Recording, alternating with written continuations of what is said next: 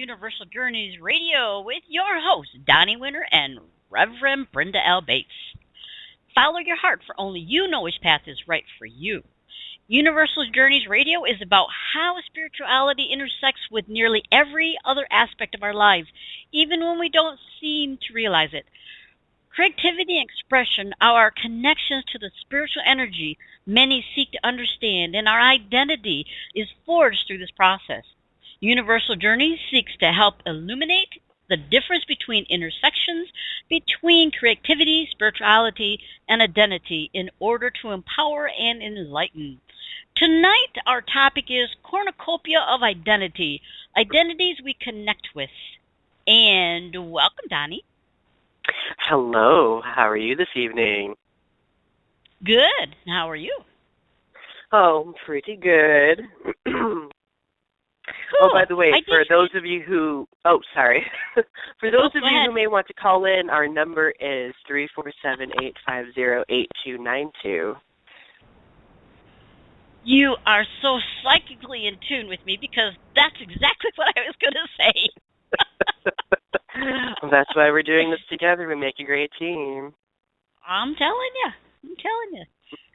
So, cornucopia of identity. Where should we start?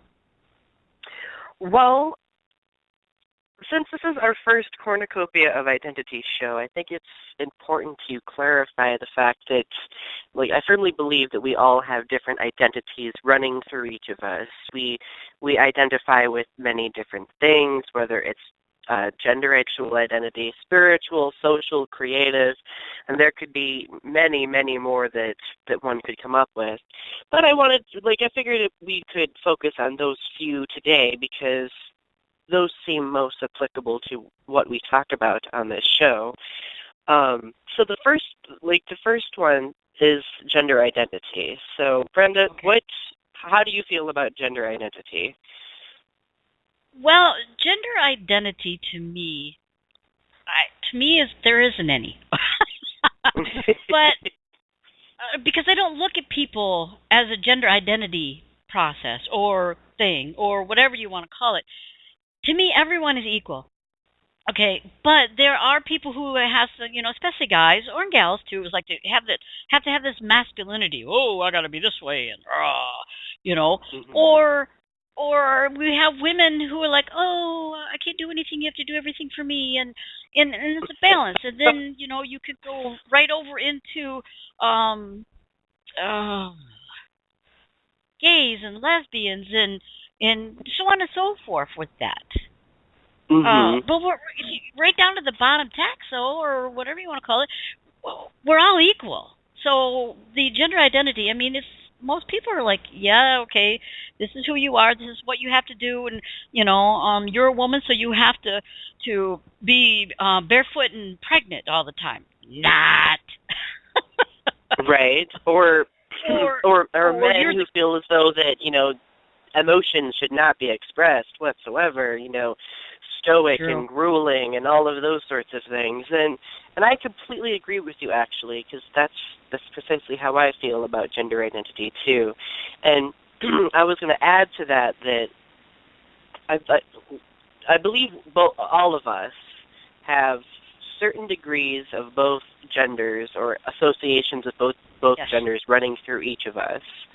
Absolutely. And, there's a varying ratio from person to person, but I believe that we all have masculine and feminine qualities that we utilize every day. Right.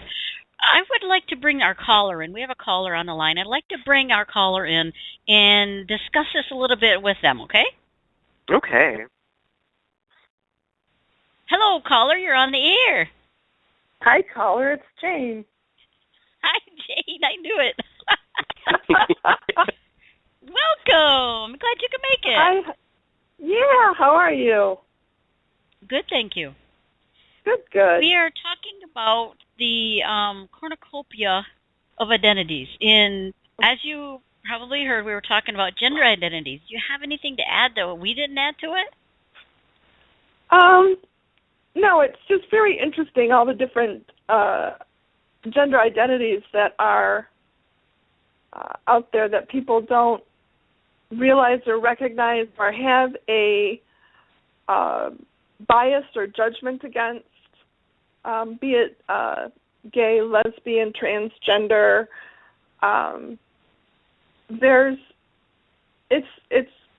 It's sad to me that there's so much judgment out there. I completely agree. And I have to apologize, Donny. Donny, this is my friend Jane. Jane, this is Donny. Hi, Hello, Donny. Jane. And nice Jane, to meet could you. you tell us What's that, Brenda? Jane, could you tell us a little bit about your background with this, with all of this stuff? I am a certified life coach, and I am in the process of getting my psychology degree right now. And as a matter of fact, the class that I'm taking at this very moment is biological psychology, where we get involved with what's going on in the brain, when things are going wrong, what diseases are going on when this is happening, and what neurons are firing when this is happening, and it's very interesting. So I've already been through personality psychology and all of those interesting areas as well. That's cool. Jane's also an author too, so I'm glad that you came on the show, because the identity is a big thing. It's a major thing in everyone's life, because what do you want to call it?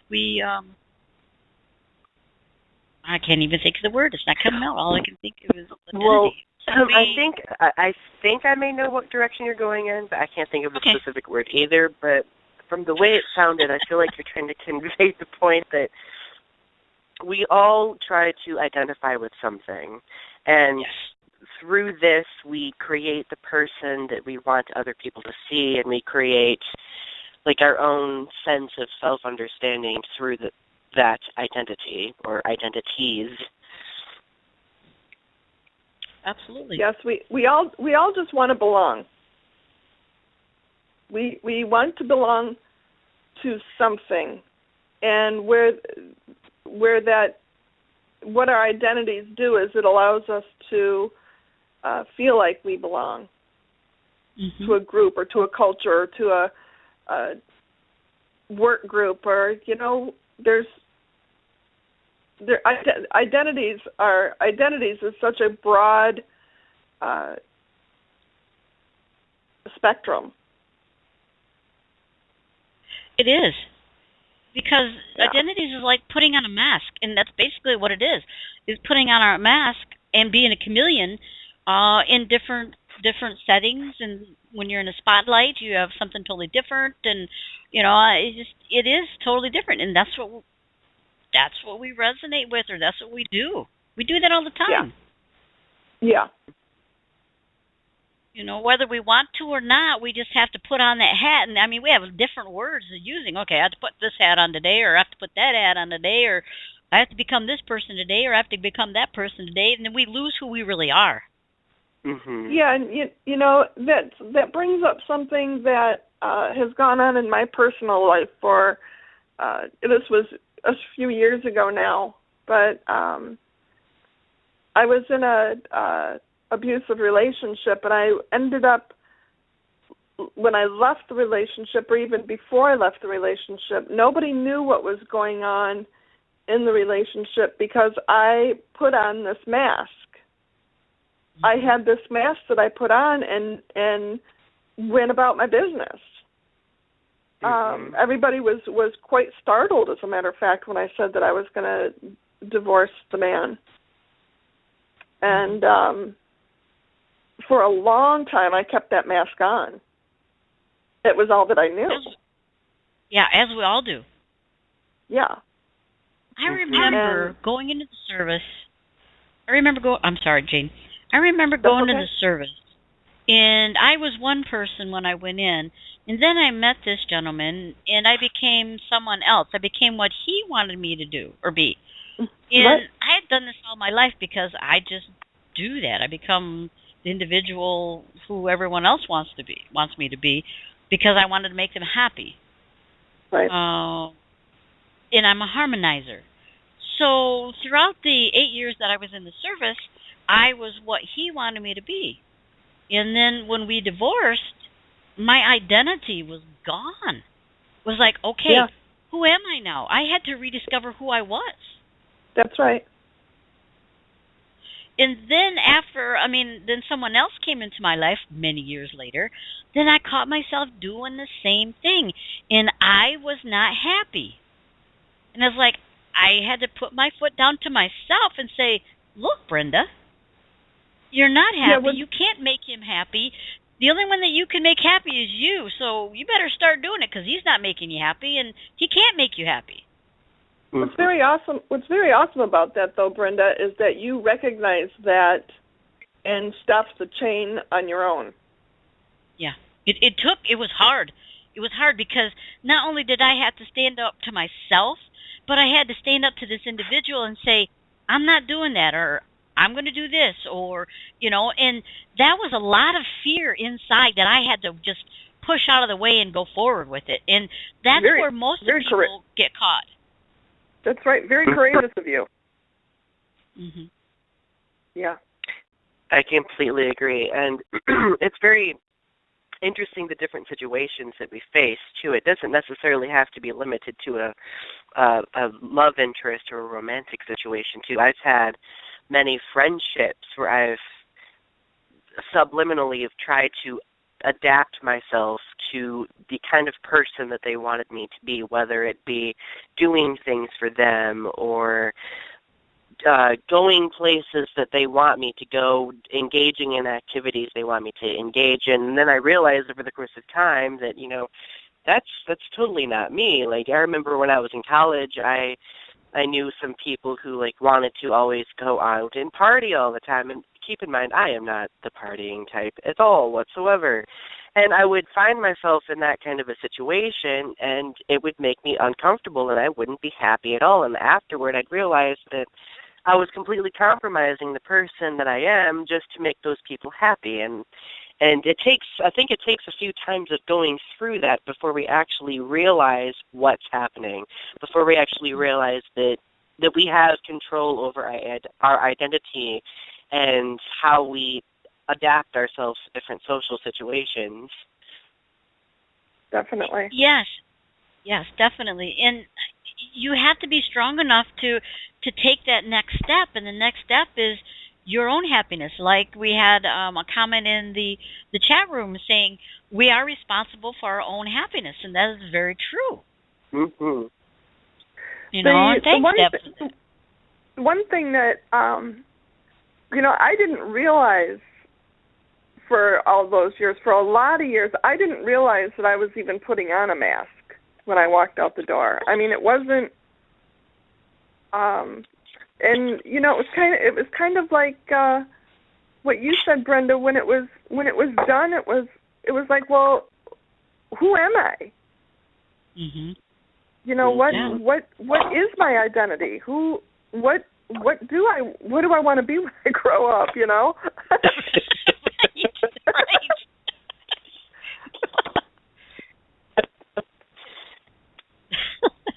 Absolutely. It was the strangest feeling ever. It was like, oh my gosh, I had been doing this all my life basically, and from childhood I'm like, okay, I'm this for this person, that for that, and I changed to be what they wanted me to be instead of me being me. And right. So I had to go in search of finding out who the heck was I. What was my beliefs? What did I believe? And I still got caught up a little bit afterwards with going with someone else's belief system, and it's like, no. You have to figure out your own. You have to, you had this when you were a child. You had this imagination. You had this intuitiveness. You saw these things, but you cannot not go with that. You got to bring that out. Mm-hmm. That's like when we suppress our young ones and saying, okay, you have to work between the lines here, and oh, you can't poo-poo, and you can't use your imagination. And so you know, the kids, oh, yeah, they're identifying with what, you know, adults say that they have to instead of being their own creativity, you know, a creative individual and being that they are. And I'm so grateful for the parents who allow their children to be who they are and not say, you got to be a doctor, you got to be a lawyer, you got to be, you know, a teacher, you got to be this or that. Let them do what they need to do and where they want to go. That's where they most fit that creative being within them. That's their passion. Let it go. Let it fly. Yeah. You know, encourage it. Okay, I'm definitely. off my pedestal.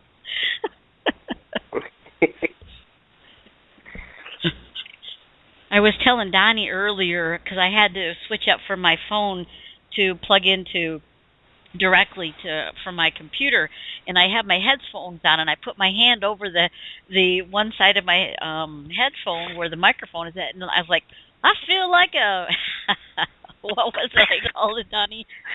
You said a DJ or something.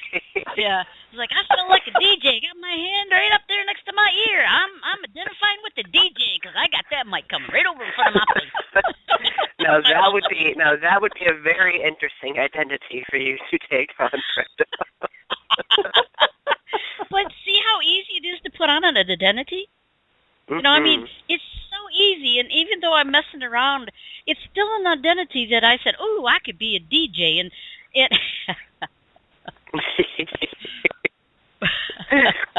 or a radio that's another thing, though, is that it's easy to get caught up in things in the opposite direction, and you read something and you think, you know, you're on your path and you have your goals and you're doing this, and then all of a sudden you read something that sounds interesting, and it's like, ooh, I can do that. And then all of a sudden you find yourself like going off on this daydream and wanting to be that or do that, and then you kind of forget for a minute, oh no, that's right, I have my own identity. I don't have to go do that. It's nice to imagine that, but I'm this over here. But it was fun. Yeah. And, you know, even though we're saying identities, kind of like a little negative connotation to it, that what we're saying, but, you know, identities, too, say, like, for me getting up and being the president of a club, that helps me to get through to where I really need to go with what I'm trying to do or, you know, to become. Sure. You know, the direction on which I want to go. Because any other time, I would be scared shitless. Sorry, Deb, I don't know what I can say on here when I can't, so I'm trying to keep it clean. So, but it's and you know, still... it's one thing to say, it's so easy to say we're responsible for our own happiness, and that's logical, and we can understand that, but when it comes to actually applying that, and especially applying it to ourselves, it's often a different story. Mm-hmm. Yes. I completely agree. I keep thinking about gender identity, and I was trying to think of an example of that constant need to adapt to the people around you. And I identify with being a homosexual, which I plan on talking about later, since sexual identity is, but you could consider a different identity as well. But for a lot of gay people, I'm not just saying gay men, but women as well, gender identity is something very difficult to adapt to, at least society's idea of what being a man and being a woman should be. And I remember there were many situations in high school. In high school, I was very little, I was very scrawny, and I had a very chirpy, peepy voice. And because I did not hit puberty at the same time that every other guy did, I would get bullied a lot because of it. Oh, I bet. But and I would constantly try to adapt myself to their kind of idea by either trying to, like, I remember I used to, like, gurgle salt water, or I would try to make myself sick so I would sound worse, just so I wouldn't get bullied for it. And Really? that's, yes. And that's, like, I feel like that's definitely an example of an extreme of trying to adapt to someone's idea of, like, gender identity. And I don't even think I've told my parents this before, but but it's something very interesting to look at, and I think a lot of people go through that too, but they don't necessarily admit to it. I didn't admit to that until many years later. It was kind of like that mask wearing that you were talking about. Do you think if you would have just came out with it right at the beginning that you wouldn't have gotten bullied, or is it because you were trying to portray that you were straight and you weren't? I was already being bullied for being gay, even though I wasn't out. Everyone just assumed that I was anyway. I didn't really speak to anyone. I tried my hardest to just avoid people, but obviously if I'm sitting in a classroom and a teacher calls on me to answer a question, or I have to do a presentation or something, I can't force myself to be silent. I have to speak. So that's the kind of situation where I would try to adapt to the social setting. How did you finally do that? I got to the point where I let it get in the way of school, and I think I just got it in the back of my mind that, just try to ignore them and it'll be okay. And it was very difficult to do, but I just ended up ignoring them to do what I had to do. And I don't necessarily think that's a good solution, because I don't think that those people should necessarily allowed to treat others that way. But at that moment in time, I had no other option, because that's what the teacher would just say. Just ignore them. Just ignore them. Right. Well, and also, how go ahead. Go ahead. How long ago was that? Oh, this was probably like 10 years ago. Okay. So not too long ago. I know when Brenda and I were in high school, that was like 30 years ago. And 30 years ago, it would have... I'm sorry. Brenda, I already know your age. It would have been difficult. I mean, it's not saying that it's not difficult now. Don't get me wrong. Mm-hmm. But at least, I don't mean to offend you. I hope that I'm not. Oh, you're not going to offend me. People are now starting to come out of the closet and starting to accept a little bit more than what they were, say, 30 years ago when Brenda and I were in high school. Mm-hmm. I completely Jane, agree. do you think we've seen a lot of that bullying, though, when we were in high school? Yeah. I got it all the time. You did?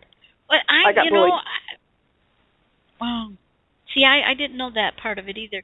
I know that when I was in school, and I'm a short little gal, okay? I think I because I'm also the oldest of the family, you take on a different demeanor identity. You have to be this tough, strong person.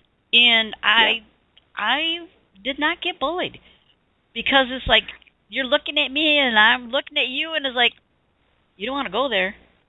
Right. You don't want to mess with me, because if you do, you're going to get your beat out of you.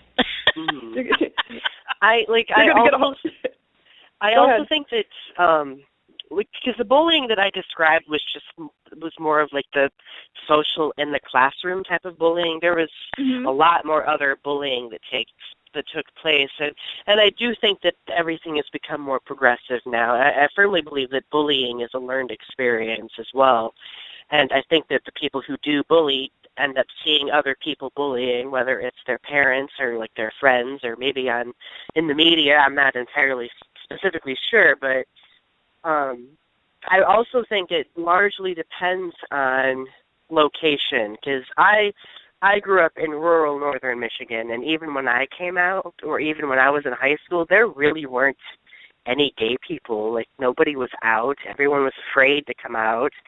And even the teachers would just, I mean, if I was getting beaten up, like they wouldn't do anything. Like it would happen, and they'd just be like, "Oh, well, go to the bathroom and everything will be okay. Like just freshen up, put some cold water on your face and you'll be fine." That's the kind of solutions that would happen. And unfortunately, that's probably all that they knew how to direct you to do, because they probably hadn't had any experience with it either. This is true. Do you think that maybe the bullies were actually hiding something so that they wouldn't get bullied? It's entirely possible. I would not be surprised. Because I know that a lot of people who do bully are withholding some sort of insecurity that they're allowing to manifest, I would say, in a form of disrespectful behavior like that. Right. Yeah, a lot of bullies just want to be fit in. Mm-hmm. And they feel like by doing that they will fit in with their group. By bullying somebody else, they'll bring themselves up and make themselves look better in someone else's eyes. Mm-hmm. Right. Yeah. Guys, we're going to take a break. We'll be back in about 4 minutes. Jane, I want you to follow up with how you were bullied in school, okay? Uh-huh. Guys, we'll be right back. And welcome back to Universal Journeys. We're talking about the cornucopia of identities we connect with. And we have Donny Winter, our host, and we have a guest, Jane Saylor. Where did we leave off, guys? I know we were talking about some things on break, but what else was there? What do we need to bring out that we were talking about? Because we had some really good stuff there. Yeah, I think that when we left, I was just starting to mention about my being bullied in high school. Yes. And you not knowing that. Mm-hmm. But as I said, and I don't know if I said this on the break or if it was while we were on the air, if you are someone who, you had just said a little while ago that you aren't somebody to take any guff from anybody. And so for you to not recognize that I was being bullied doesn't surprise me, because you weren't looking for someone, you weren't looking at life in that way. Mm-hmm. And you weren't looking for it to be happening because you knew it wouldn't happen to you. Is it really that I didn't know it was going to happen to me, or I was like, don't you dare? Yeah, I think also because I was so short, is I knew that I had to put this, like I said, the persona on as you're not messing with me. And that's what I mean. And that's yeah, and that's what I mean. That you knew it wasn't going to happen to you because you were going to stick up for yourself, and there ain't no way that somebody's going to come up and give you give you a hard time. We can say just about anything on the show on here. So I was just kind of trying to keep a little clean.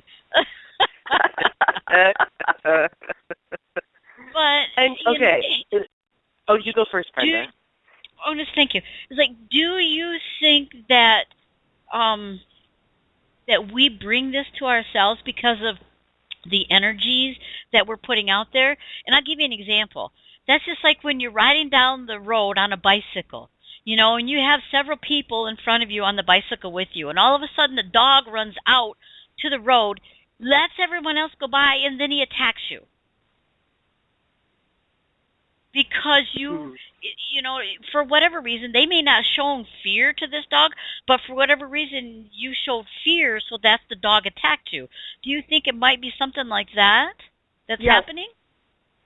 Yes, because, I grew up and I was in a abusive relationship in high school, physically, sexually, emotionally, relationship that I had no self-confidence, and I was someone then very opposite of you, who you were someone who you weren't looking for it to happen because it wasn't going to happen to you. I was always looking over my shoulder wondering, is it going to happen to me? And that probably had a lot to do with why it did. Yeah, and see, the thing is, it didn't even occur to me to even be a bully. I mean, it's like I had my own little world going on here, and as long as you don't mess with me, I'm not messing with you, and I'm certainly not putting that on anybody else either. Right. Right. Right. Like I will say yes and no. For me, it depends solely on the situation and the environment around you. Because Mhm. there have been instances where I stood up for myself and it actually did more harm than it actually did good. That I makes sense. remember there was this one day where I was done. I was like, you know what? I'm done with this crap. I'm going to say something. I'm going to stand up to this person. And my worst enemies were the football player-esque sporty guys, you know. Mhm. And I stood up to him and I was like, you need to stop this ridiculousness. Like, this is preposterous. I probably threw in a swear word or two in the process. And and he got his friends, and instead of just him dealing with him, I was suddenly dealing with all of them. So, like, I do think that a person can invite such things, and I also think that sometimes things happen that are completely out of our control and out of our sphere of influence. Yeah, I agree. Yep, me too. Yeah. Me too. And if you ever get in a situation like that, guys, go find someone to help you out, you know, to get Mhm. out of it, or get someone you can trust. Exactly. Because And bullying is could, not right. I don't care how you put it together. It's not right. I agree. And I can think of another situation where it was kind of my fault that it was perpetuated, because I've had many situations where friends have offered to stand up for me and friends have offered to be there for me, but I would always tell them, no, I don't want you to get bullied too, don't do it. And I think if I would have changed that and invited their help, it would have been much easier, I think. So in a way, I think it does come back to in some situations, that I allowed myself to singularly go up against more than one person. Yeah. Now, I remember in school, we did have some gay individuals. Although Yeah. I didn't see them getting bullied. I mean, yes, they were geeks. Um, definitely they were geeks. But they didn't even get bullied for that because they were smarter than a whip. Yeah. Okay, Mhm. but I don't recall them getting bullied. I don't know. Did you see anything like that, Jane? Well, I didn't see it, but just like you didn't see anything happening to me either, and it happened on the playground all the time. Right. Mhm. I mean, so that doesn't mean that it wasn't happening to those people who were gay in high school. It just means that we didn't see it. Right. Well, that's very true. Mhm. Yeah. Very true. And you know, I'm the way things have accelerated with bullying leading to such severe depression in people where it causes someone to commit suicide or harm themselves, or even to the opposite extreme, wanting to cause harm to the person who is bullying them. That's why it's so important to get help. Mhm. Yes. And I'm things are really different today than what they were before. And shows like Glee, television shows like Glee, where they have the gay couples and things that's been on for several years now. Mhm. And I think that is really I think things like that have opened the eyes of people, and especially teenage people.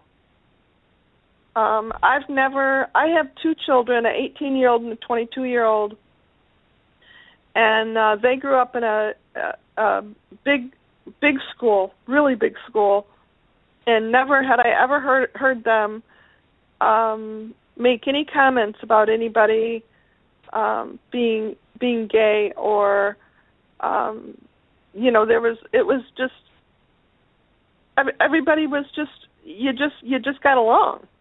Mhm. I mean, not saying that there aren't problems, don't get me wrong. Mhm. And that might just be but I think that that might just be my kids, because I know that there is still so much bullying going on. And cyberbullying. Yeah, cyberbullying is a big issue that's nowadays. bad. Yeah. And again, I think it goes back to individuals who bully. They're trying to cover up something that they don't want people to find out about them. Yeah. Mm-hmm. In a way, that's kind of sad, because someone might be able to help them through those situations.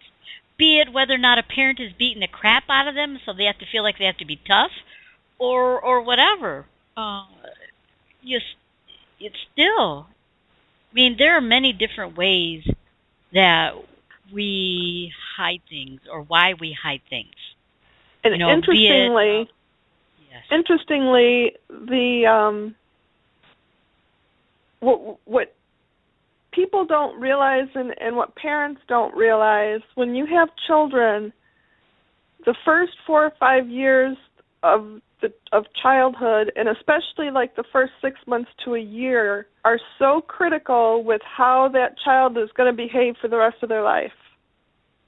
And people don't realize that there are things that happen at those young ages, or things that are said to them, things where they just perhaps even feel like they're not getting the attention or the love that they want. Things like that can really affect a child for the rest of their life. True. Definitely. But then there's also neurological problems, not even neurological, but psychological problems that can cause people to bully. Mm-hmm.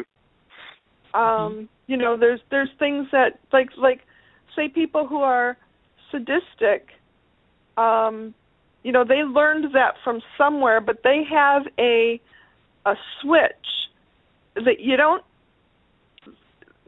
It's like you don't, because there's people who are in situations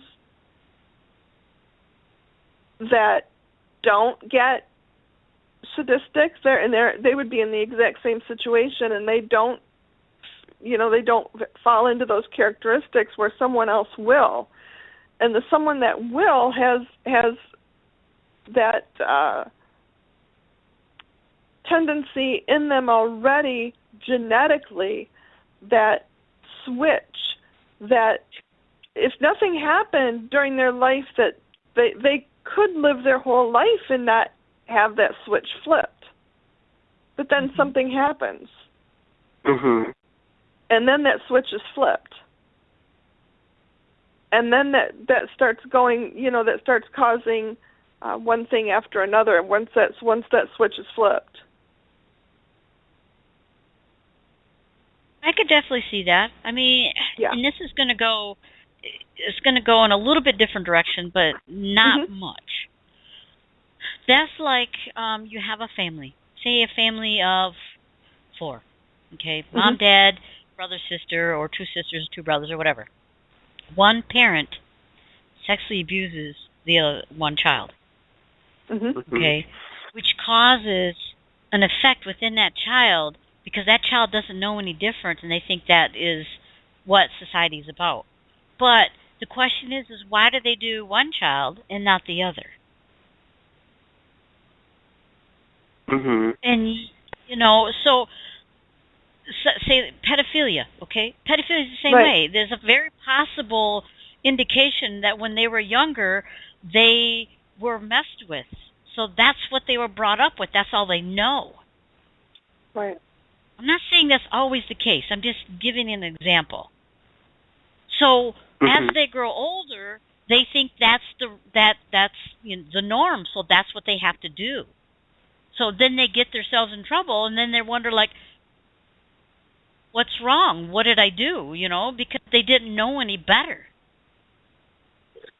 Because they thought it was the norm. But then you go back to someone in the... Go ahead. Well, a lot of the time, like, their way of coping with the situation and understanding the situation is by identifying, or not identifying, internalizing it and validating it by blaming themselves, by claiming that it's their fault that it happened. Mm-hmm.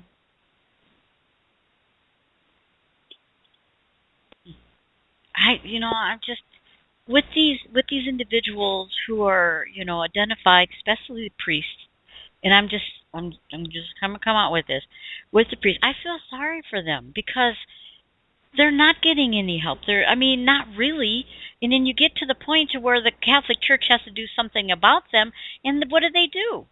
They defrock them and throw them out with nothing, no place to live, no money, no nothing. Yeah. They don't help these guys. And really, these guys need help. They need care. Mm-hmm. They also need to be loved. And but we don't give it to them. In some ways, that's no different than a drug addict. Right. Because people who are drug addicts need rehabilitation and love, and instead we throw them in jail where they have access to drugs in jail a lot of times, most of the time probably, and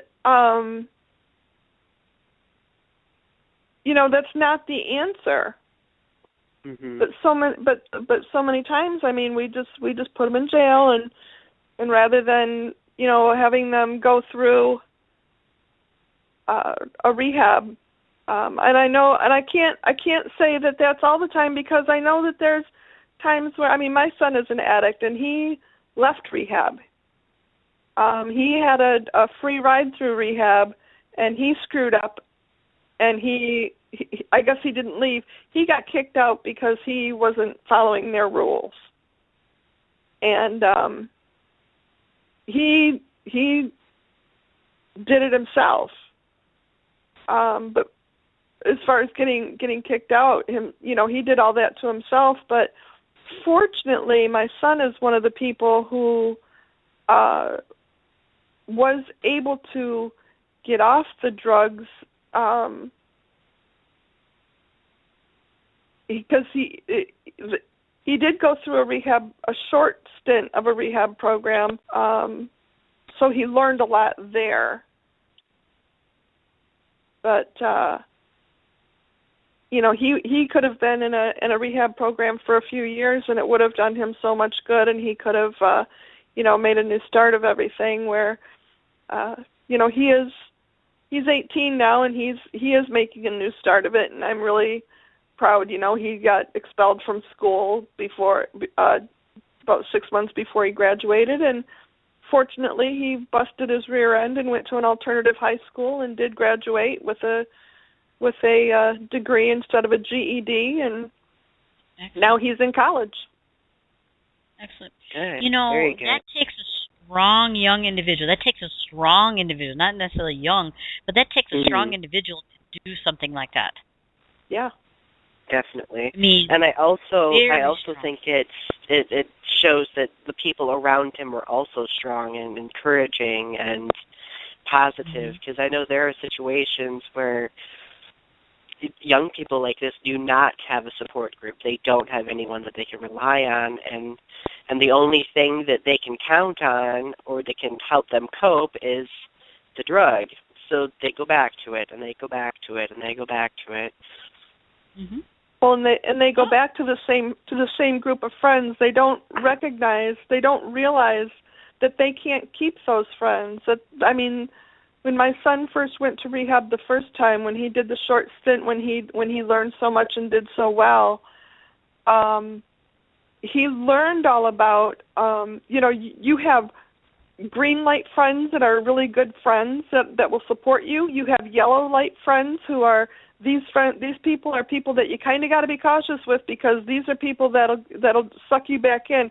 And you've got red light friends who used to be your friends, and they will definitely suck you back in, and do not go by them.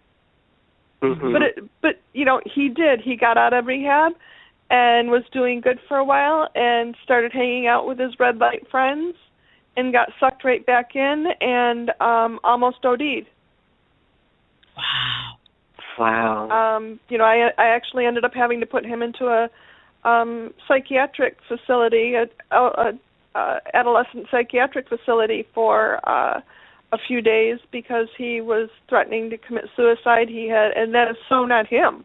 It was the drugs talking, Mhm. And Yep.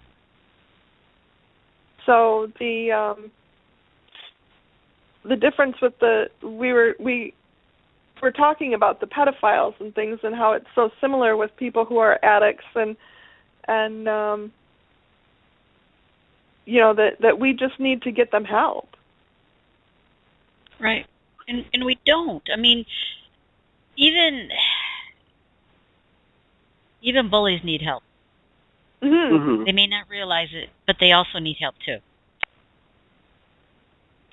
They do, because they're either being bullied or they have a narcissistic type of thought pattern that they are better than someone else, that they need to be put up on some pedestal. Mm-hmm. And so in order to feel like I'm better than you, I'm going to bully you.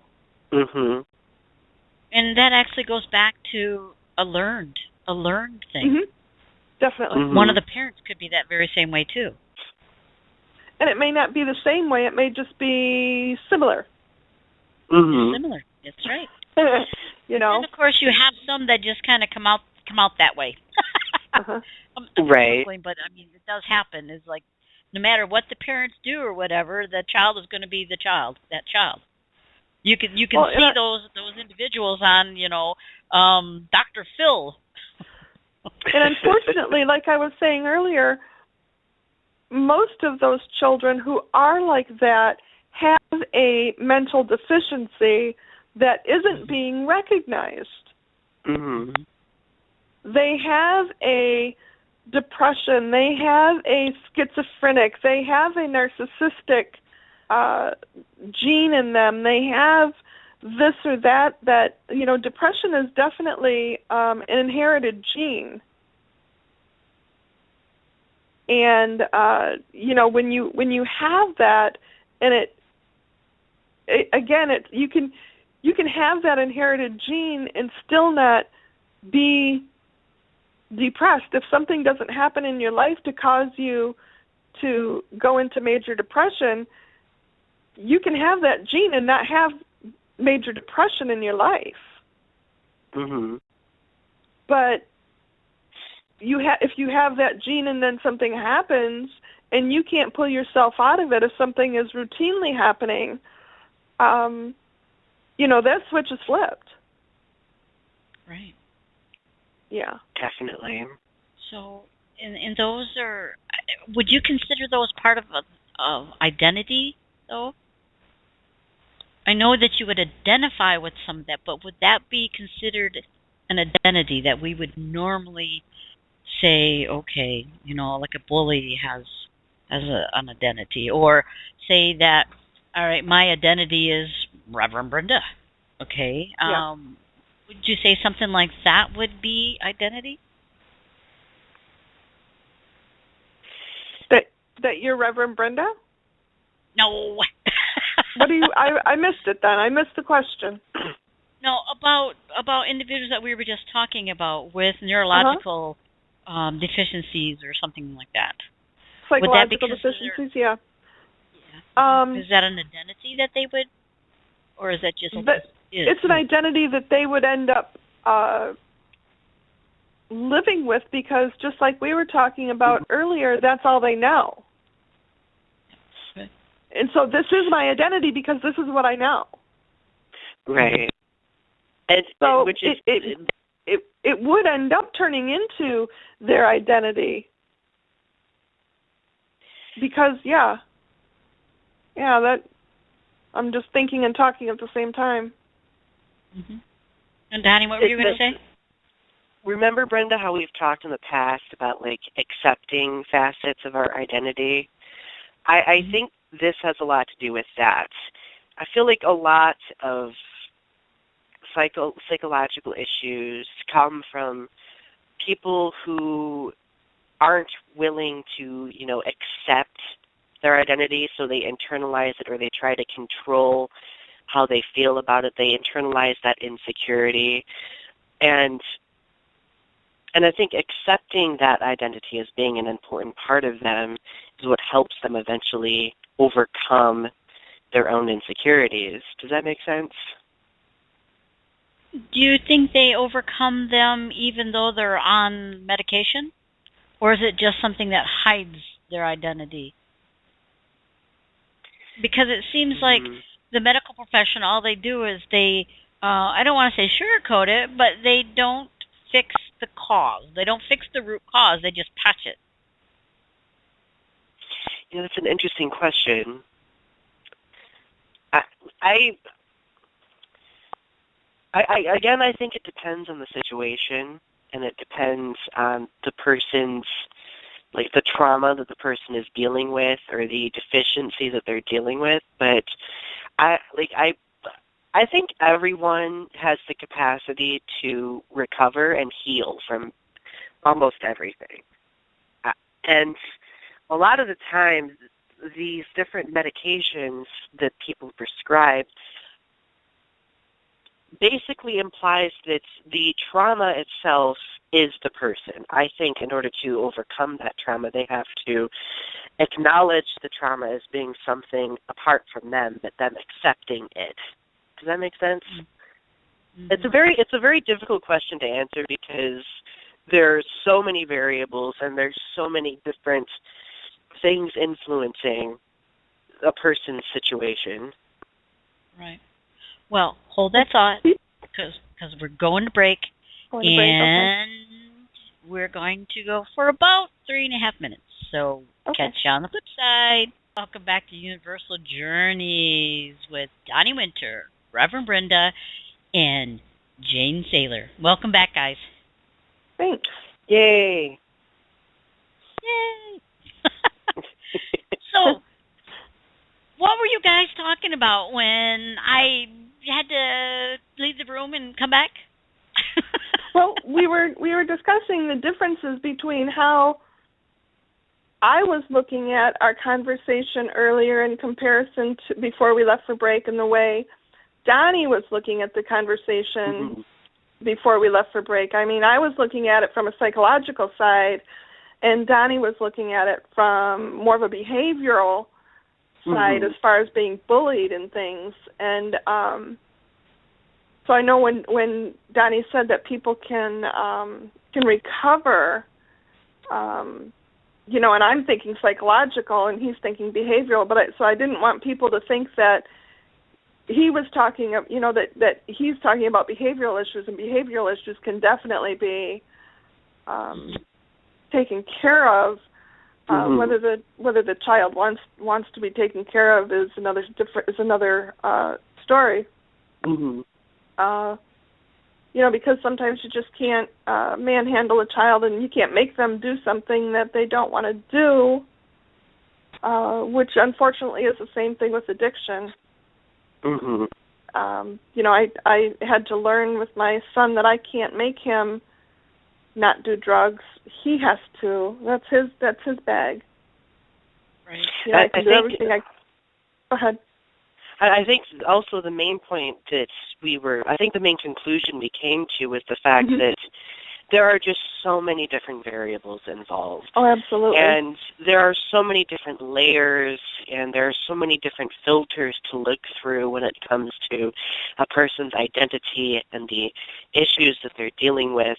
Some of them can recover from some of them. Some of them they were born with, and they have to find ways of dealing with it through the course of their life. Sometimes they don't find a way to deal with it. Sometimes they do. It's such a diverse kind of scenario that you have to take into consideration. Definitely. It's true. That's very true. And then what I was talking about, like Jane said, was more of the psychological aspect of it. And it's like, how do you do that? How do you help them? Because drugs is not necessarily the answer. It's a temporary fix, but how do you No, help but them? they have a lot of different therapies now that are quite helpful for people who want the help and are open to the help. Like I said, the rehab that my son went to, he learned so much there. That is actually what has helped him to stay sober, is what he learned. Whenever he would relapse, he would tell me, Mom, I don't need to go back to rehab. I just need to use the tools that they gave me. It's like I stopped using the tools that they gave me, and he says, that's my fault. I stopped using them, but I know them, and I don't need to go back and relearn them. I know them. I just need to use them. Mm-hmm. And I think that he actually picked that up from you. Because you're always talking about tools. Use the tools, do the, because there are so many things, and I'm going to get you back on another show to talk about what you actually do. But you showed him that side. You were there for him. Say, okay, these are some of the tools, and yeah. It shows, it reflects upon you that you're this awesome mother. And I'm not saying that because I'm your friend. I'm saying that because that's what I observed. And, you were helping him through this. You were getting him to think about this stuff. And so he learned that, okay, I have this information. You're right. I just need to use the tools. And by doing so, which many children don't get that opportunity, by doing so, he was able to get through some of the stuff without having to go to that 2-year rehab. Right. And now he graduated high school, and now he's in college.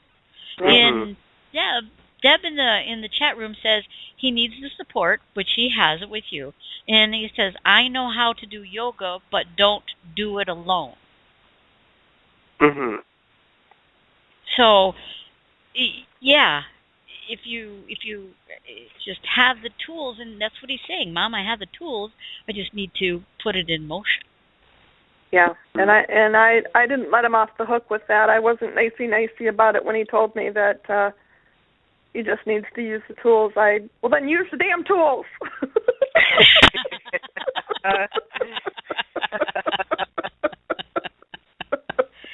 But you were there to support him through the process. That's the big. Oh yes, and he knows by my tone of voice. My kids know I don't yell, and my kids know when they will tell me stop yelling at me, and I'm not yelling. It's just my tone of voice has changed, and they say, for you're yelling, stop it. Right. Yeah. Yeah. Right.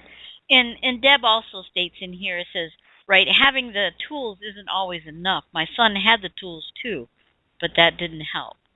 So that's right. That's absolutely right, because sometimes the tools aren't enough, and it depends on the person and their own. I can't really say willpower, but kind of that. They've got to want it. They got to want it. Mm-hmm. You can't keep them sober. They have to keep them sober. They have to want it. They have to. Yeah. Mm-hmm.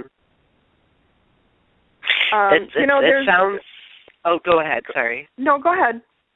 I was going to just say, it sounds like it's a combination of tools, having a support group, and having the desire to want to move in that direction. Absolutely. Yeah, and that goes right back to bullying victims, too. Mm-hmm. The same thing, the same dynamics. Yeah. The very same dynamics. And that's really the case with any identity that we step out into. Have you heard of the... Go ahead.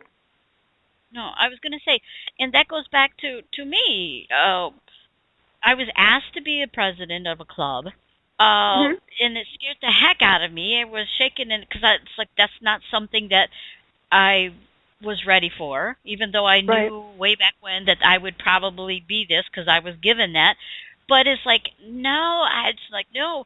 But I can tell you, with the tools provided, with the support, okay, and the encouragement, I am much better today than I was way back when. And I can take those tools, support, lessons, and do a much better job even when I'm finished with this position. Sure. Mm-hmm. You know, in the case of addicts, have you heard of the comedian Russell Brand? Mm-hmm. Okay. I have Russell Brand is a recovering addict, which means he used to be an active addict, and now he's not. Once you're an addict, you're always a recovering addict for the rest of your life. You are a recovering addict. He hasn't used heroin, which was his drug of choice. He hasn't used heroin in over 10 years. And in an interview that I read or that I saw him do, he was asked about his heroin addiction, and they said, "Well, when was the last time you did heroin?" And he said, "Oh, 10 years ago." He said, "Now ask me when was the last time I wanted it." And the interviewer said, "When was the last time you wanted it?" And he said, "This morning." Mm. He said, "This is something that I have to work at every single day." He said, "That high that I got was euphoria for me." Mm-hmm. Yep. And he says, "I crave that high, but I know that I can't go there." But no, he says, the last time I actually did heroin was 10 years ago. But I thought that really kind of put things into perspective for me when he said that the last time he wanted it was this morning. Mm-hmm. Right. And I can see where that actually connects with spirituality too, because once you get into the euphoric state of spirituality, you want to stay there. So I understand where this young man or this individual is coming from when he says, I wanted it this morning. Yeah, Russell Brand is a highly evolved individual and extremely spiritual. If you look him up on YouTube, you can see a lot of his things that he talks about, that he's very esoteric. I mean, very, you know. I've watched some of his videos before. I completely agree with you. Yes, yes. So, I mean, I definitely, because you become addicted to that energy. Yeah. And then when you don't have it, it's crazy. I think that's one of the things that helped him so much, though, was making the switch to the spiritual identity, like you were just saying, Brenda. You know, that has probably helped him tremendously. Yeah, because that's a natural state. I mean, and I'm going to be a little cliche here, or there's another word that I would use, but and I lost my train of thought. Oh, that's good. It's gone. It's gone. Your train derailed. You were totally derailed. Totally. Okay. But anyhow, let me try to get back to it. But that spiritual energy, you know, and I say it's natural, but yet to some it's not. That spiritual energy can be just as high as a regular high would be. And Absolutely. You can become addicted to that too. When you don't have it, it's like, and then you go and search for something. I remember when, this was several years ago, and I don't do this anymore because it doesn't give me the same high. And this is just an example, is I crave that energy. I crave being within that energy. And you know what I did? I actually watched the Harry Potter movies so I could get back into that mystical energy. Yes. Right. Yes, and so that brought that energy back into play. That doesn't happen to me anymore because I think I evolved past that. At least I hope I did, anyways. So that's the reason. I hope I did, anyways. But those are some things to think about. I mean, Yeah. that's going back to like sex addiction. Okay? Yeah. That's a whole different arena there. That's a whole different identity even. Mhm. Yeah. You know? So let's stay with the spiritual part of it. Donnie, you did have something in here about spiritual identities. What did you mean by that? For spiritual identity, like for me, I've been taking a lot of Native American literature classes, and I have discovered that a lot of the identity that Native Americans like invest in has a lot to do with their own I'm going to use the word soul identity or soul identity, and I think when we identify that, and like if we experience a trauma, if we realize, like a lot of the time that trauma sinks deeper into us beyond just that of our memory or the psychological aspect, it sinks into our spiritual aspects as well. Sure. And I think when we realize that we have that spiritual wounding, we need to begin healing it at that point and then go spread out from there. Does that make sense? Yeah. It does. It's the ancestry that is still deep within that lineage, and I'm going to call it lineage, okay? Mm-hmm. So, and we really do on the spiritual level, if we recognize it, we all have some sort of lineage or ancestral lineage that we have to overcome or is within us because of the DNA. Mm-hmm. You know, within a family unit. So I went through some of that with my family.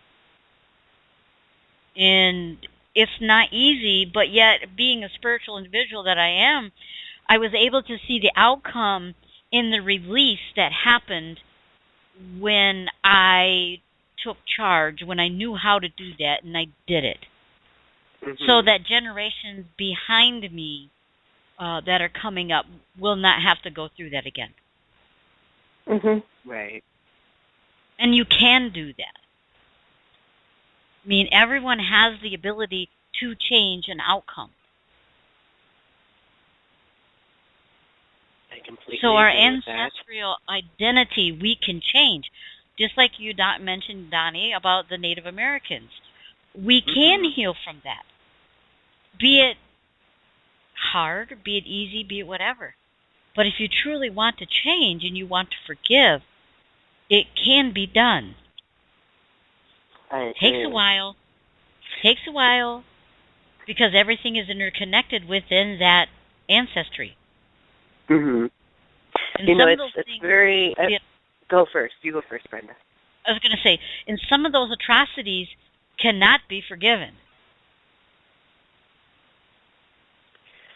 I think it's interesting that you called it ancestral identity. Mm-hmm. It's very interesting. And, well, going back to the whole Native American example, I mean, I've read a lot of books that have depicted the internalized trauma that Native Americans have experienced over the course of history because of constantly being, you know, marginalized and removed from their indigenous land and being marginalized in every aspect of their own identity. And in the readings that I have experienced, it's always a common theme has been expressing that trauma in some way in order to overcome that trauma. And I think that, that has a lot to do with overcoming wounds to our own identity. We can't just simply bury it and expect it to go away. We have to face it and address it and overcome it, or put a Band-Aid on it. You know, at least if we put a Band-Aid on it, at least it'll heal. Horrible comparison, but I feel like it's valid. Yeah, it just, as we were just talking about that, the blood within me was boiling. It started to boil because of some of the atrocities that were done to the Native Americans. I remember first coming on this path, I resonate very, very, very deeply with the Native American ancestry. I have just a little bit of it, you know, and it's like I didn't even want to be white. It was like I just take this whiteness away. I hate it because of some of the atrocities that were done to the ancestry, to my ancestors. And it just is like, it just boils. But then that goes back to, we have to forgive. And that's not easy. That's not easy at all. No. But so I still identify with that aspect.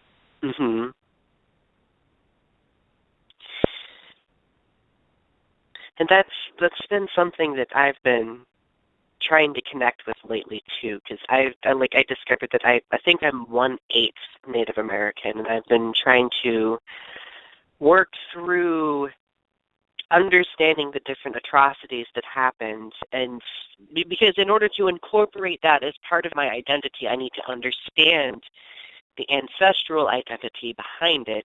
And when I end up doing that, I end up taking on the wounds that have been inflicted upon that identity over time. So in my own way, I have to discover how to heal from those wounds, not only like as a community, but myself as well. Chris in the chat room says the American Indians were descendants of a certain race of Atlanteans who migrated to the east as the continent submerged. They are destined to go extinct. I don't know if I totally agree with their destined to go to extinct. I've heard of that theory before. I've heard of that theory. It's one of many different theories of the origin of Native Americans. I don't think they've really hammered out a specific origin specifically. Well, it's my first time seeing this. So it's like, I don't know if I totally agree with that, because the Atlanteans have been around for eons. That's like the Lemurians. I mean, we could go back and forth, and part of the reason that Atlantis sunk is because of the war between the Lemurians and the Atlanteans. I mean, it's quite interesting, and that particular culture, those two particular cultures, are also something that my DNA has in it, because I remember some specific things about both of them.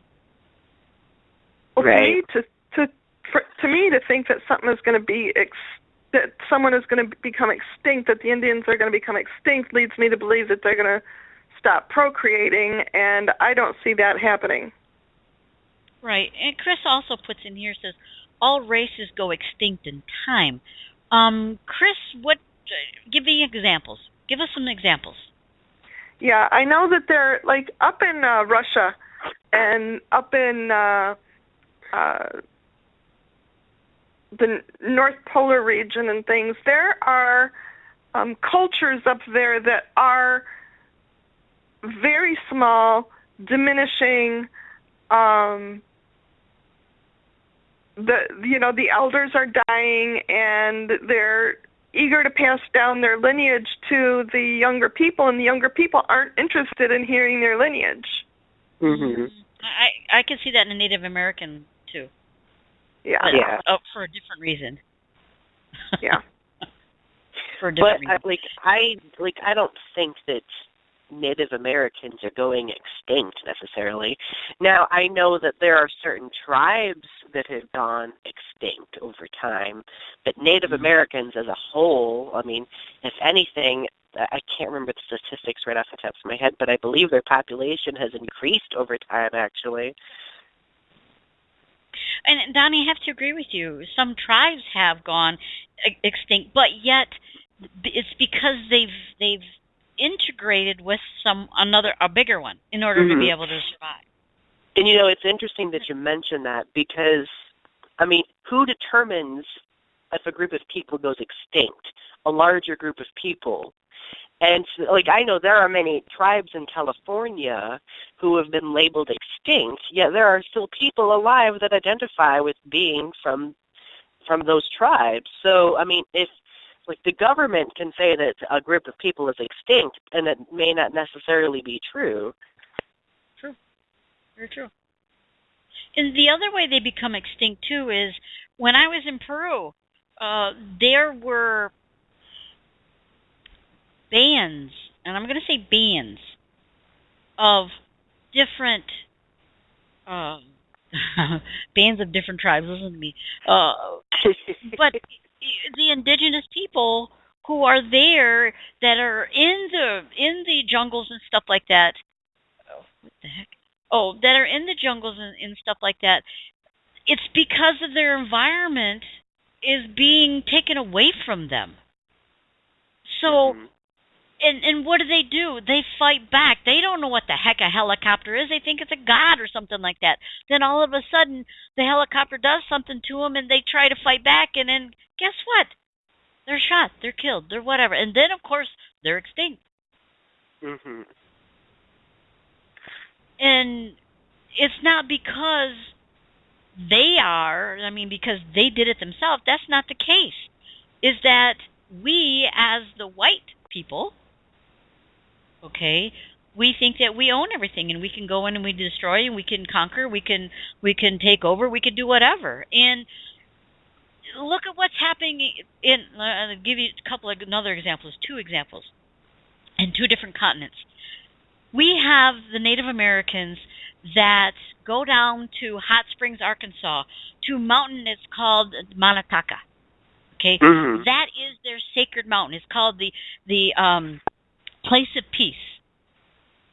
Okay, so the Native Americans used to go there and do their powwows. They used to go and do their ceremony and stuff like that. And then all of a sudden, when DeSoto came around, and he conquered that area, if you want to call it that, killing the people and the Tula, and then taking over. Our government said, "Oh, this is Hot Springs. We're going to take it over. We're going to make it a national park." So it took away from the Native Americans who did their ceremony there. Now they are not allowed, and for many years they were not allowed and still are not allowed to do sacred ceremony on the mountain. That's sad. Okay, so that takes away from all of that. Now you have the Aborigines in Australia where the government is telling them and blocking them off from doing the same thing. Yeah. So extinct, guess who's doing it? It's the governments. Why are they so afraid? It's the larger culture that always tries to undermine the smaller culture. My question is, why are they so afraid? What are they afraid of? That No is one a can very tell. good question. I can imagine.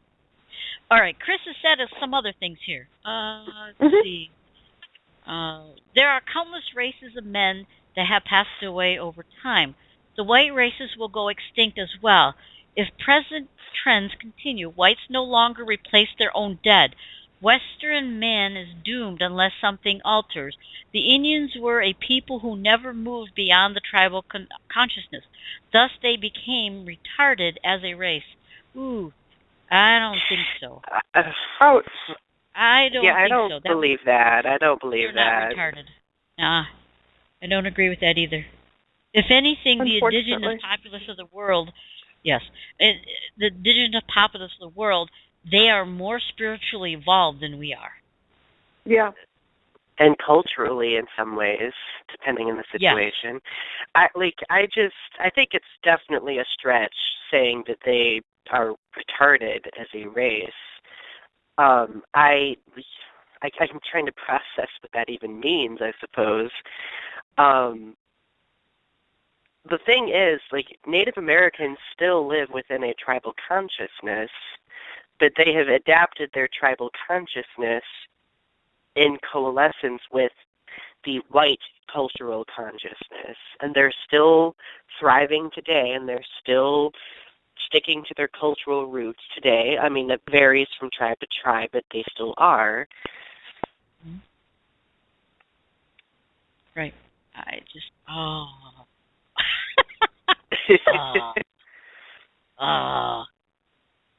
It says the evolution of consciousness demands that we move on to an individual identity. No way.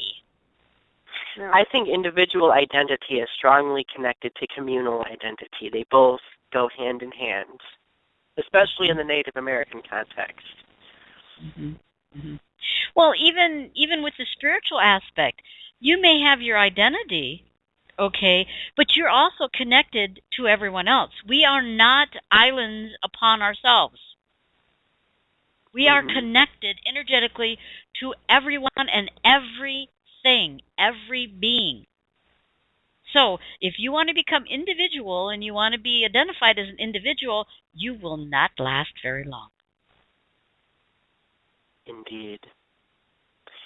I mean, I think individual identity is important, but we have to accept the fact that our identity intersects with many different identities. And I know when I listed the different identities in the beginning, like social identity could kind of be lumped into the area of cultural or communal identity as well. I mean, they influence us. They're an important aspect of us. But I don't believe that evolution of consciousness demands that we move on to sole individual identity. In a way, I have to agree with Chris, okay, in a way, because you have to find out who you are first as an individual before you can go on to help other people. I can see that aspect of it. Yeah. Okay, because I've done that myself. And then go back into it and say, okay, this is how I can help. And I think there's many situations where being associated with the group of people helps us understand ourselves. I know, like, when I first came out as being gay, for example, I didn't understand that until I started interacting and being around with other gay people, and then I realized, oh, okay, this is the kind of person that I could be if I wanted to be, you know. Chris also is saying the onward progressive stream is to develop individual self-consciousness. That's good. What was that, Donnie? The rest of it says that is the task of modern man. And he says that the primeval consciousness of man was tribal. What do you think about that? To a degree, yes, I have to believe that. I mean, I have to agree with that. Because, you know, if you go back to the Neanderthal, okay, the Neanderthal man, he was not a sole individual. There were many, and they did travel around in little bands or tribes, if you want to call it that. True. So if we want to say that the Neanderthal man, okay, that we derived from them, which it's been shown that we haven't, but yet we have. I would say they are tribal, and they run in packs. And you know, you go back to bullying with that, because you know the guy that's bullying has to go back and get his buddies to be that tribal person to beat up at this sole individual. It's that what do you want to call it? The animal instinct within us. What he says something else here. Says the further we go back in time, the more humanity was one with the divine. The reason we experience matter is to experience self-identity and freedom. Chris, are you coming from the Kabbalic method of looking at things? The Kabbalah? Because that's exactly what I read today. The reason we experience matter is to experience self-identity and freedom. Yeah, it would be helpful to know what context he is coming from. Whether it's, because, like, the statement, quote, that is the task of modern man, end quote. I guess my question is, who determines that task? It says, when we pass through the age of physical matter, we will reascend to the divine, but with the added attribute of being a free individual. It's an intriguing Which perspective. modality are you talking? Yeah. Which modality are you coming from there, Chris? Okay, Jane, well, what do you think about this? while we wait for him to respond, Yes. I think it's very. Oh. What was that? No, go ahead. It's very what? Oh, okay. I was just saying that we can't assume that is our task to change people's idea of community, because like tribal community still exists, bands still exist, large super cultures, you could say, like our culture exists. But I mean, I don't think that we are wrought with the authority to determine that they need to change their idea of community in order to improve themselves necessarily. We all have different means of improving ourselves. Well, Chris says the divine hierarchies determine the task. What hierarchy are you talking about? What divine hierarchy are you talking about? Because there's several. That would be the question. I mean, in divine hierarchies, you could have a divine hierarchy within the Vatican as the Pope. I'm certainly here to say that he does not determine what I do or how I progress. Right. Or our community either. Right. He says, you are thinking in limited terms. I am talking in larger cosmic periods. Well, I mean, if you want to go back and you want to talk about Archangel Michael, or if you want to talk about the Council of 12, or the White Brotherhood, or the Galactic Federation, I can do that with you. I mean, I could definitely go out there. But you have to remember, not all of the listeners on the radio here know about all that stuff. Mm-hmm. So, and that goes back to identity. And here, like, regardless of a person's cultural identity or spiritual identity, I don't think that we have a right to tell people how they need to change their identity or what they need to do with their identity. That's something that they choose on their own. And a community aspect, the individuals within the community determine the direction of the community's identity as well. Like, I don't think that it's our sole purpose to influence. Like, to me, when we're talking about influencing people's identities, that's, like, I'll use Christianity for an example. Like, Christians traveled to North America, and in an attempt to assimilate Native American culture into European culture, they used Christianity in order to tell them, you guys are living incorrectly, this is how you need to live in order to be more progressive, which proved to be significantly more destructive to their identity and to their community. Mm-hmm. Mm-hmm. Right. And we're all going to go to the same place. We're all going to progress to the same place sooner or later, whether or not it's this lifetime or another lifetime.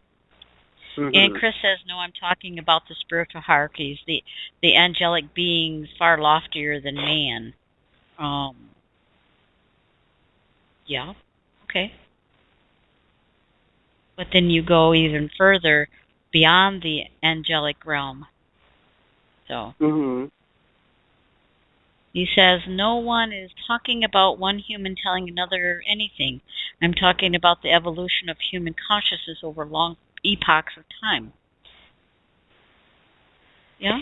Yeah, but that doesn't necessarily reflect what you were saying earlier when you made the statement of that it's man's duty to oversee this type of change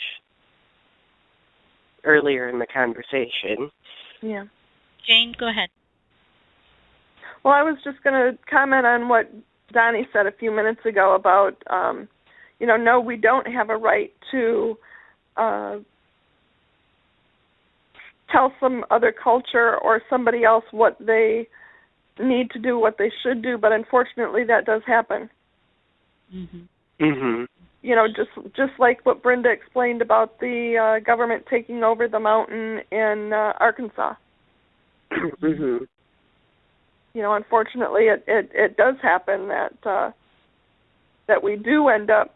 I say we as if not me, but but that that people do end up judging others and trying to control what it is that they can and can't do.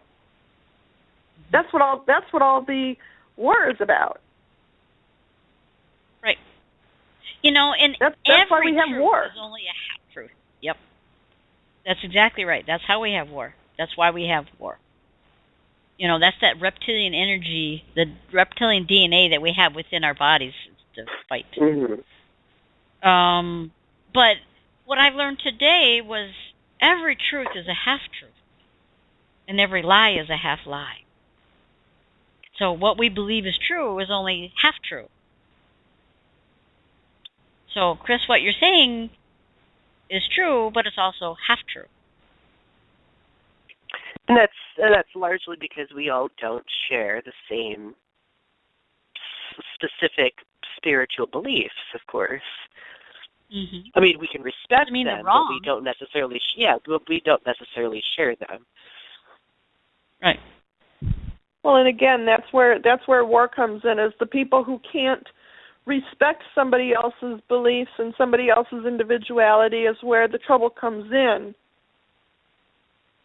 When they start judging those things, when someone can respect someone's individuality and someone's culture and someone's spirituality and all those things, that's when peace will finally come. And I think that's a long time to come as well. Unfortunately, I do too. Yeah, because we just can't accept one another for who we are, even though we may be divinely guided. And I agree, we are divinely guided. I mean, I have no qualms about that process because I know I'm divinely guided, and I will continue to be divinely guided. But sometimes we're divinely guided into areas that we have to fight and that we have to conquer and that we have to overcome. But we also have to realize that, hey, we're doing this for the freedom of others. Well, some of these things are not necessarily done in the freedom of others. Right. Exactly. And I think it's important to also take into consideration that there are varying degrees of divine guidance for many different groups of people, for different individuals as well. Sorry if you guys hear me type in here. I'm just responding. Oh, okay. Let's see. It says the spiritual quest is for truth, objective truth. Again, that's only half truth. All personal inclinations must be put aside. A lower, narrow self must be overcome. What do you guys think about that? Should personal inclinations be put aside solely?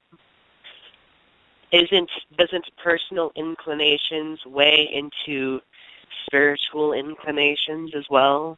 Like I feel like it's a symbiotic relationship. Going back to the beginning, we were talking about identities. I believe that all of these identities exist within ourselves, and they subliminally speak to one another within us, and they interact with one another. Like, I could do something that is fueled by my creative identity and my spiritual identity. I could do something that's fueled by my spiritual identity and my social identity. They all work in this symbiotic web of symbiosis. That's what I was trying to say. Well, in your in your web is different than mine is different than Brenda's, is what you're saying. Exactly. Right, as it's supposed to be. Right. I mean, we're not all the same, and we all learn at different levels. That it is what it is. That is, if we can understand. Yes. We're all on our own road to our own final journey too. Which goes back to what Chris says is our own individuality or identity. So technically, he is right about that. And I do agree partially. I just don't think that whole concept works for everyone because everyone's spiritual identity varies. And the big thing that we have to realize that we have to accept them or where they're at. Is it easy? Not at all.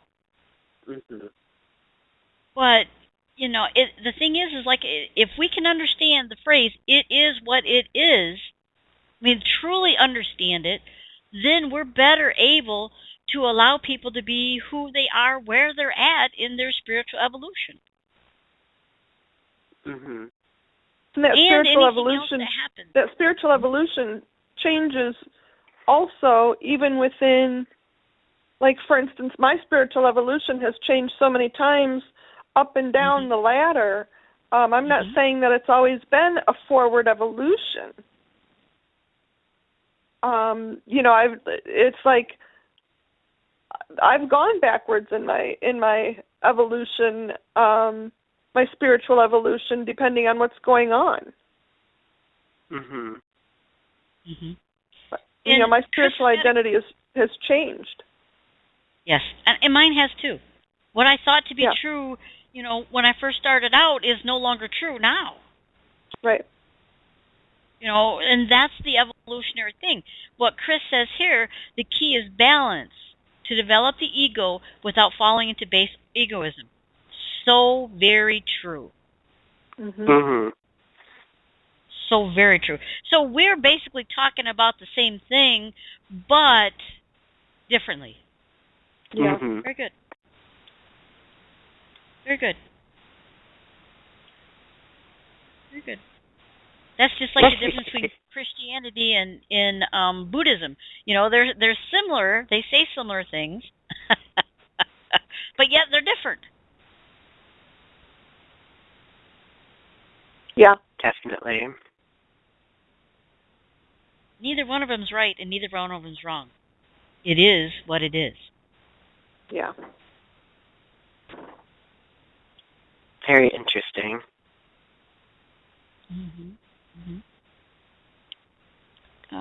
What does he say here? It says, to create a healthy individual identity within a larger spiritual context.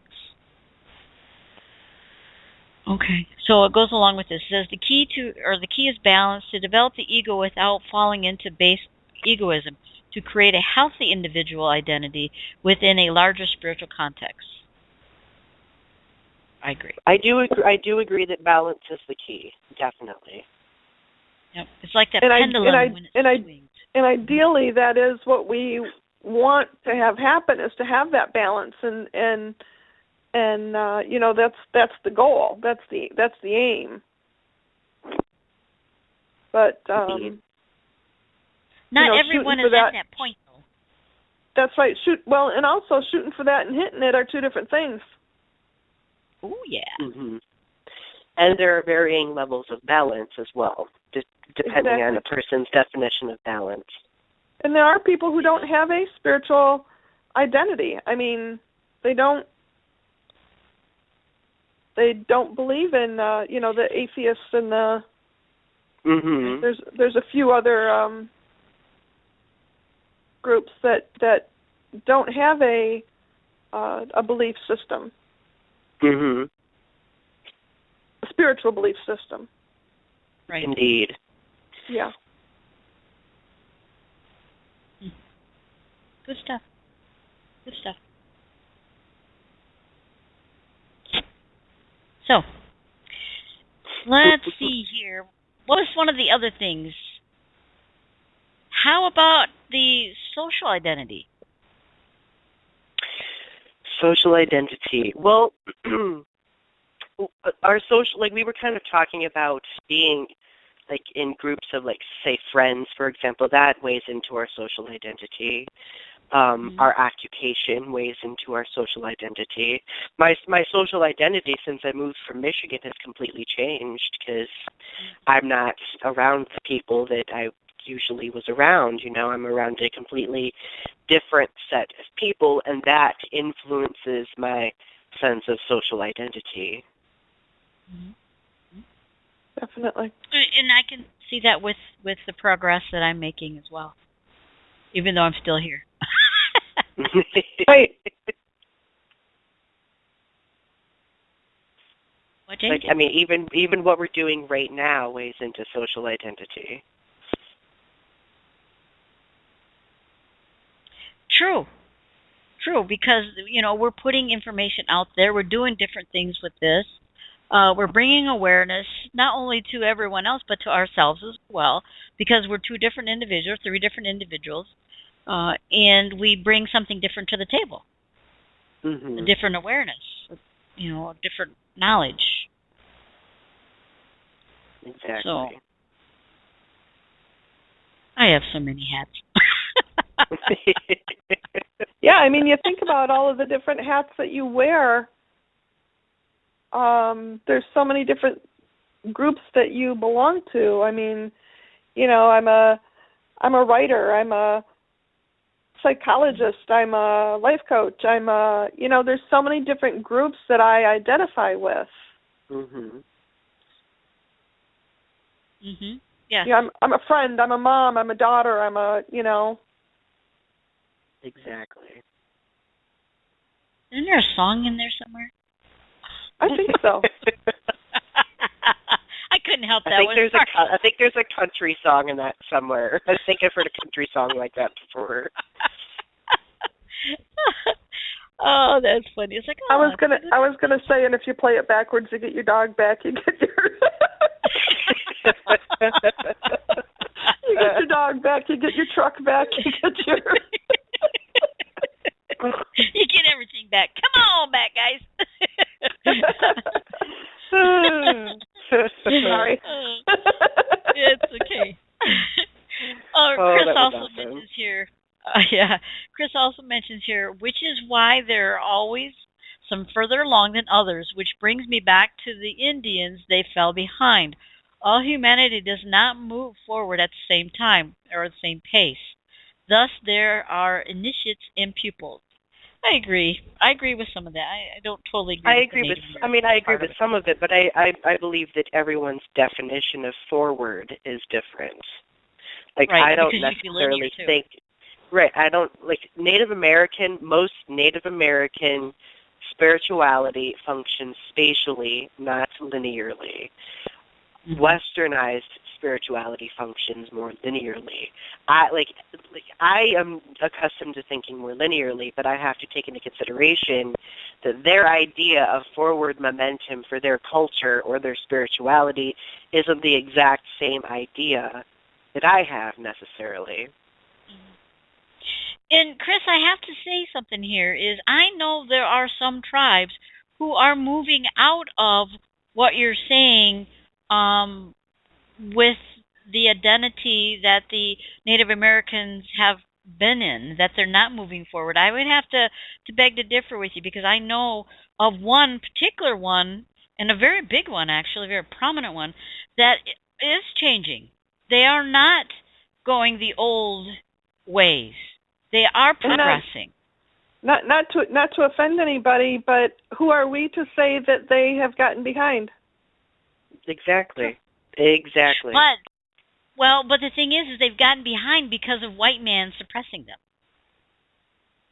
Or our idea of how they should be. That's our view. Mm-hmm. Right. Well, and they're taking away, the white man has been taking away their ability to do ceremony and stuff like that. So they're being suppressed. So they're not being able to get out there. Christianity is taking over, or had taken over. They're losing ground, though, I have to tell you. They're losing ground. Yeah, definitely. But they are changing, Chris, they are changing. And I know that you're talking about the Indians in a larger context in history. History, I understand. We're talking right now, though. And they are there. They are coming around. And they are doing things on a spiritual level. That's how I learned from them. And, I mean, we also have to take into consideration that, like, even though they were suppressed, and in a lot of ways they still are being suppressed, they have found ways to continue to progress spiritually despite this suppression. Exactly. Right. That's exactly what I was going to say. Well, and Chris is saying the white Western peoples carried the new consciousness forward, individual self-consciousness with a strong ego. Yeah, a strong ego, all right. Wrong kind of ego. And I don't agree with the spiritual part of it. A new consciousness, an egotistical, wrong ego. That's the wrong ego. Conquer and divide. Not good. Yeah. Okay, with that said, we have a minute and a half or so. I want to thank everyone who participated today. Thank you, Donny. Thank you, Jane. Thank you. And you're welcome. Oh, yeah, 90 seconds. And next week, we are looking at anything goes. And I do mean anything goes. So there is no specific topic. Anything goes. So, again, thank you very much. Follow your heart, for only you know which path is right for you. Have a great week, everyone.